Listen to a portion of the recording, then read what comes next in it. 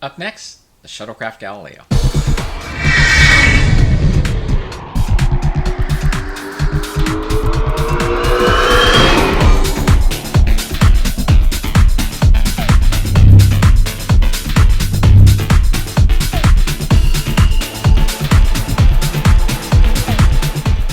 Well, hey everyone, and welcome back to the channel. I am ready to get started here with my first build of 2023, which is going to be the shuttlecraft Galileo from Polar Lights. This is a 1/32 scale model of the ship, and so happy to see that this is out because for many years I've been wanting a more accurate model of the shuttlecraft Galileo. As you know, we were stuck with that old inaccurate AMT kit for many years. But a couple years ago, they came out with the exterior of the shuttlecraft, and then last year they came out with an interior. There were many people that were disappointed that the shuttlecraft did not come with an interior, but they finally released one at the end of last year. And what I'd like to do to kick off this project is to show you what comes in this kit. I'm not going to spend any time with the Galileo kit because that's been out for a couple years. There's a number of videos now on YouTube that show you that. So after I do this, I'm going to spend a little time talking about paint colors because there's some information I'd like to share with you about that and about the colors I'll be using with this project. And then finally, I'm going to wrap up the video with painting a figure. That's what I'm going to spend the remainder of the video doing because I'd like to have all the figures painted first before I begin anything else, and that way once I'm done, all I have to do is seat the figures into the shuttle. My logic behind that is and I enjoy doing these projects, but I know you probably share this feeling that at some point along the project you're just ready to be done. And so I just want to be sure that I spend the appropriate time painting the figures. I just don't want to rush it because I want the figures to look more detailed. All right, so let me go ahead and get started first with a look inside this box. All right, we'll start with these trees, beginning with the port side interior panel. You can see the slot here for the navigation instrument that would fold out or come out from the side there. In fact, that's the piece right there. And you've got slots for the side computers, and even have molded into the side here that panel that opens that houses the phasers, and some other detailing here towards the rear. We've got the main consoles and some other hoses that go to the tanks in the rear. This is the opposite side, the starboard side, and even includes that dial there, if you recall, in the back side where Scotty was working, and there was a battery that he would mess around with to electrify the exterior. And then we've got the chairs, which you can already see they are much more accurate than the ones that were with the AMT kit. These are the fittings that they sit on, and the tanks that are positioned at the aft section of the ship. And we have the flooring.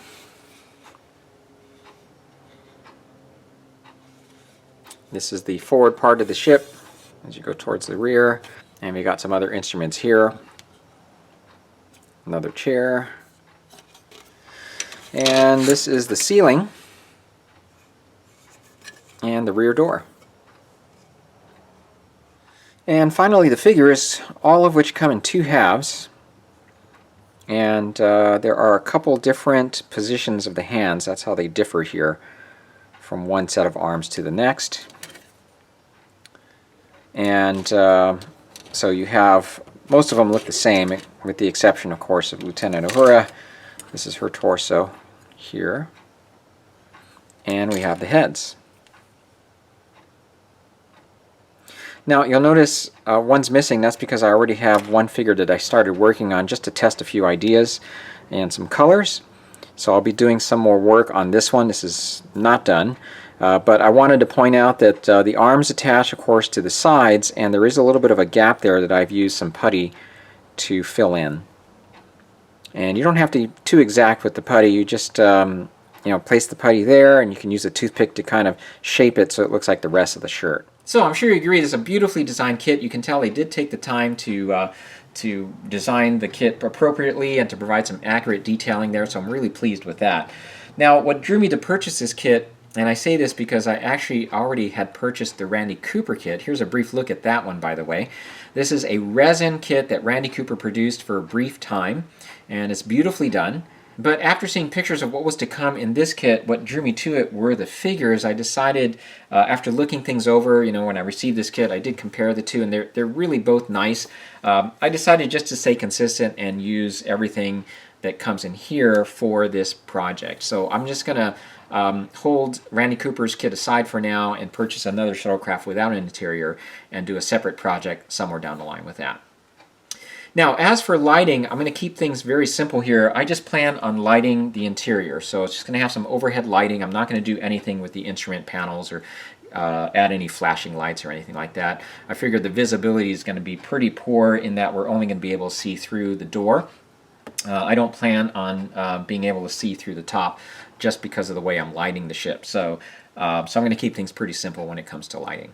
Okay, well, let's move on to painting. And what I have here are paint chips from Sherman Williams. Now, these recommendations I'm going to share with you were recommended by a gentleman named Gary Kerr, and I learned about them through a modeler named Mark Myers. I've gotten to know Mark over the last few years. He's an exceptional model builder, and he is a huge fan of the original series. One of the things that Mark takes pleasure in is whenever he builds models, he tries to replicate the look of the studio miniatures. So he is very particular about the colors that he uses. So if he tells me Gary Kerr is an expert, I believe him. Now, Gary Kerr is actually an expert in this, I would say, because he's worked on a number of different Star Trek projects as a technical consultant. So he's very familiar with the studio miniatures and, in turn, the colors that they used. And so Gary provided Mark these paint chips that you can get from Sherman Williams that you can use as paint guides so that you can get very close approximations to the colors they used on the original series. So I'm going to spend the next few minutes talking about these. Let's go ahead and take a look. So these are all the colors for the interior, and let's go ahead and start with the greens. You have Kind Green, SW6457, and Verdi Green, SW9042. Kind Green is going to be used for the interior walls, while Verdi Green is going to be used for the main control console. And next we have color SW6058, which is called Likeable Sand, and that's going to be used for the trim along the top near the ceiling along the side walls, and also along the lower third of the side walls. Next is Sequin, color 6394, and we're going to be using this color to paint the tanks located in the aft section of the ship. Lastly, we have Web Gray, color SW7075, which we use for the flooring. These are the paint chips for the exterior.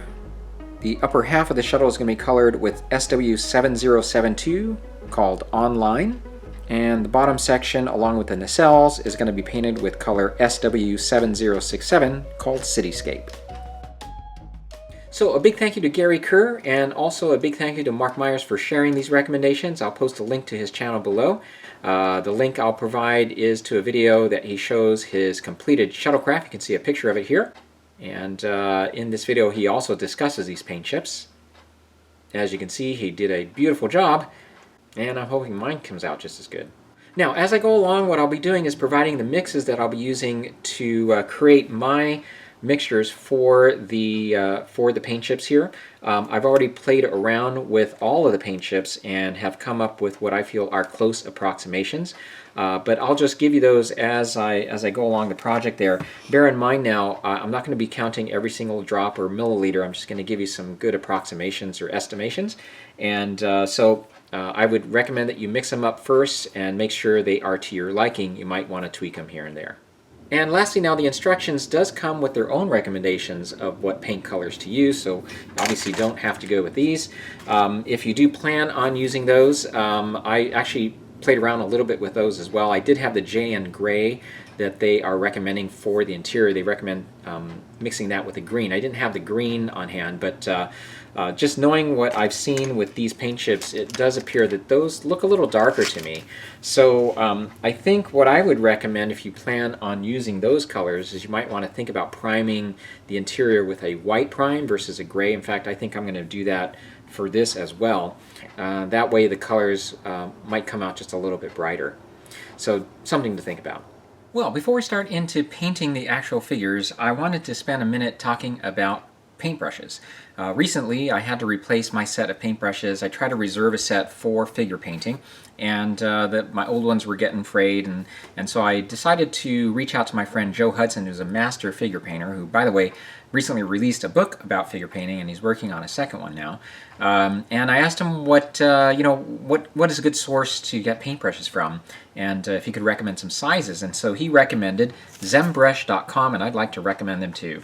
ZenBrush is a website that has all kinds of paintbrushes available. You can contact them via email, or you can dial them up and call them by phone. I was able to talk to Steve, who's the owner. Steve has been involved with paintbrushes for over 40 years, and ZenBrush I think has been in existence since the early 2000s. And so a lot of experience there, and so he's able to provide some guidance for you when it comes to selecting paintbrushes. It can get kind of confusing. There's a lot to choose from, especially since I started oil painting. I've been through various websites looking for paintbrushes, and it can be a little overwhelming. So rather than getting discombobulated there trying to find some brushes, if you have questions, feel free to reach out to him. He's very, very nice, and he's more than happy to answer some questions. So what I ended up doing was going to the Wargamer section of his site, as Steve had recommended, and I wanted to choose some fine brushes because I knew I'd be working with these smaller scale figures, and so I chose the WG or Wargamer collection. And this collection, by the way, was designed with Joe Hudson's input. The ferrule, which is the part that holds the hairs in place there, you can see is a lot closer to the handle of the brush, and that was purposely done. Even the shape of the handle itself was all designed to get you to be able to comfortably get close to the material that you are painting. So I chose to go with 4 out of that WG collection from 0 to 3. Now, in addition, Steve did send another set here to share with you. This set consists of 8 brushes of various sizes. There are a couple flat brushes there. The rest of them are round. The flat brushes are good for dry brushing, and one of them is angled. So it's $37 for all of these brushes here, and you can now order them, by the way, individually if you like as well. He just recently posted those on his website. And so again, that's the AS200 from Zenpro, and definitely look forward to trying these out as well. And then he sent a few others here, some other liners and another flat brush that we can try out as we go along. So a big thank you to Steve for all the information you provided about brushes. I really do appreciate it, and you want to check out his website. That's ZenBrush.com. If you have any questions or feel a little lost there, just feel free to contact him. He is ready to answer your questions. All right, let's go ahead and get started with our figures. Step 1. Mix the base color, which in this case is yellow ochre and burnt umber. This is about a 70-30 mix. The paint is thinned with distilled water, and then I apply one coat after another until I reach a good saturation. Now the upper torso has not only flat, broader areas, but some tight spaces between the arms. And so for this, I chose the flat brush from the AS200 set, and it worked really well. Applying thin paint in this manner is definitely a sure way to avoid brush strokes. Step 2, the shadows. And I use basically an opposite mix with more burnt umber this time. These are applied to the recesses and deep folds in his shirt, and it's nice that these figures were made with some good surface contour. Ideal for painting.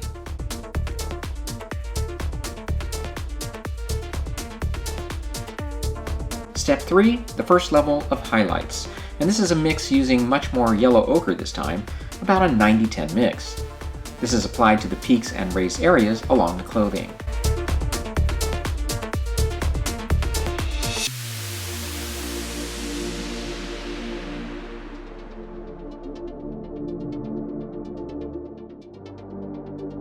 It's at this point that I start using some wet blending to try to create some gradient if I can. After this, I just go back and forth between shadows and highlights, sometimes even adding a little more yellow ochre depending on my taste. Step 4, applying darker shadows and lighter highlights. This is really to make these areas pop, and I go back and forth to my liking.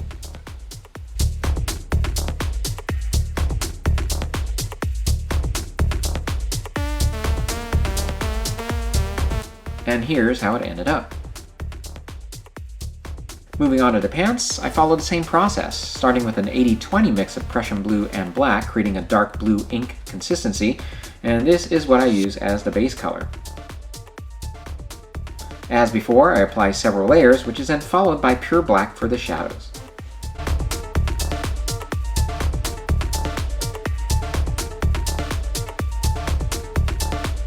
It's time to create the highlights, and I choose turquoise to add into the Prussian blue, and as with the shirt, this is applied to the peaks and raised folds.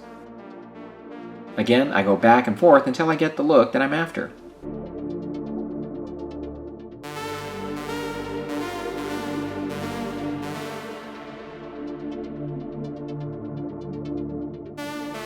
And here is the finished result. One other note, I did do a final phase of blending, and this was done with a lightened version of the base color, which was thinned down and applied like a very thin glaze. Alright, so ready now to move on to the final step, which is painting the face and head. And so we're going to make him Latimer. He's supposed to be Chekhov, but I do want the crew to be the Galileo 7 crew, so we're going to make him Latimer. The Sulu figure is going to turn into Gaetano, and the Uhura figure is going to be Yeoman Mirrors. So first to get started with now is the base color, which I'm going to use beige red as our base color. And I'm going to keep it pretty simple here, using beige red as the base color, and we're going to mix in this basic skin tone for the highlights, and for the shadows I'm going to use this Barbarian Flesh. Alright, let's get started.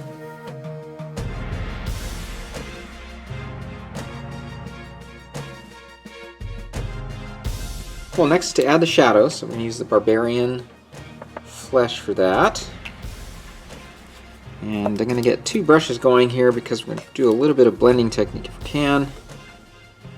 So this is essentially just a mini version of what I do then with the bust. So we're going to apply the shadows along the bottom of the chin and the jawline. And I'm going to go a little bit around the eyes now.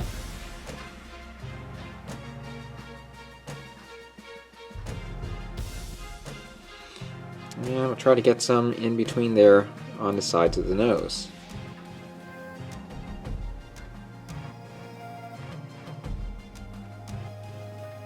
And also at the base of the cheeks.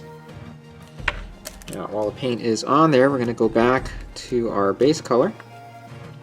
Try to blend that in a little bit so it's not so stark. Remember, our base color has been thinned down a bit, so the shadows will come through. And that's essentially what we're going to do here, is just kind of go back and forth between shadows and highlights. So this is now the Sulu or Gaetano figure. Let's get back to the Latimer figure now. Not sure you can appreciate the shading here, but you can definitely see it in person. So for the highlights now, we're going to add in just a basic skin tone here to our beige red. Don't have to make a ton of it, and actually not really going to thin it down a whole lot. I'm just going to be using a little bit of drop of water on the edge of the brush, and I'm going to pull out now this small one here. This is the 20-aught from Zempro AS200 series. And so let's get a little bit of water on this. Just going to mix a little bit of this together. And we're going to apply just a little bit now on the bridge of the nose and along the sides of the nose.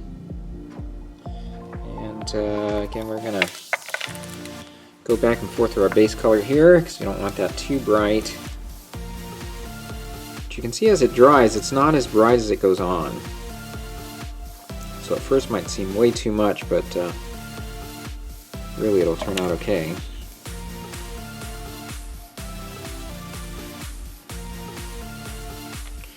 And we also want to apply some at the top of the cheeks here.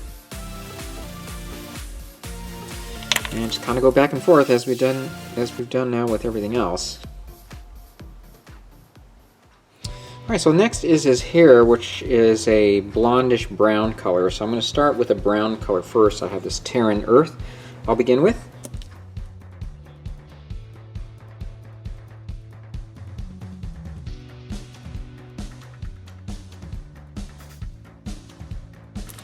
And finally I'm going to go ahead and add in a little bit of yellow ochre mixed with the brown here, just to create some highlights.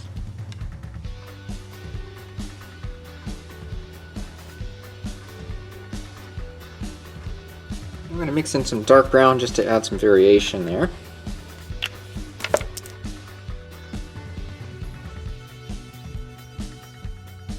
Now this brush is thin enough to create some eyebrows, believe it or not, and so I'm going to go ahead and do that off camera here because it's hard to do that while I'm trying to record, so let me get that done.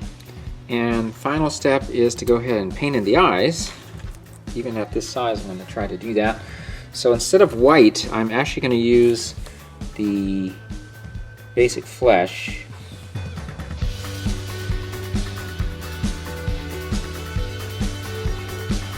I'm going to dot in the irises there.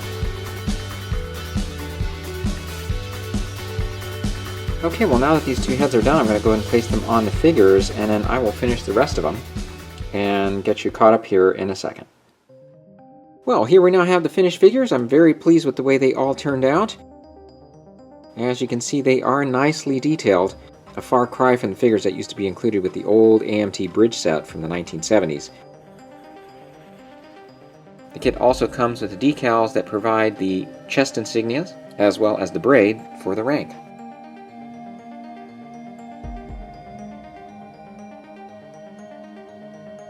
I am impressed with the likenesses as well, particularly with Scotty, McCoy, and Spock. Okay, well that is going to be a wrap for now. Hopefully what I provided for you here is some useful information for you to help you out with your own build. Just a few words about painting the figures again here now. I don't consider myself an expert figure painter, but I have learned a lot about painting figures, and hopefully what I've shared with you here will provide a methodical approach to painting your own figures and allowing you some more detail there. You know, they've provided us now with a nice interior here with some great detailing and some accurate detailing, and it's nice to have figures that will complement that. I did want to make one quick mention here about the turquoise that I used. As I was posting pictures about my progress with the figures, someone asked why I was using turquoise, and actually that idea came from Joe Hudson. When I showed him pictures of the figures early on, I was struggling a little bit with trying to create something that would provide a bit more of an effect with the highlights, and I was first using a gray mixture into the black-blue base color I was using, and it was looking okay, but a bit more subtle than what I was really wanting, and so he's the one who suggested using a more vibrant color. In fact, he showed me some of the examples that he's done, and I really liked the way that looked. So the turquoise to me worked out great. If that's something that doesn't quite appeal to you, my suggestion as an alternative is to continue working with adding in gray, maybe a very light gray, or maybe light blues into the mix, and give that a try. You might like that better. But I really thought the turquoise worked great. Lastly, I want to make mention that the brushes were so critical here. I can't stress that enough. This was the first time I've really had some nice set of fine brushes to work with, and at this scale it was really great to be able to get to that level of detailing, down to even dotting the irises you know, in the eyes there. I didn't think I'd be able to do that, but it worked out fantastic. So again, check out the brushes. I've left the links to the zembrush.com website there. Alright, if you have any questions, feel free to contact me here on my YouTube channel or at interstellarmodeler@gmail.com. Otherwise, I will see you then in the next video when we move on to the interior, and that will then be followed, of course, by finishing up the exterior. Alright, thanks again for watching, and I'll see you in the next video. Take care.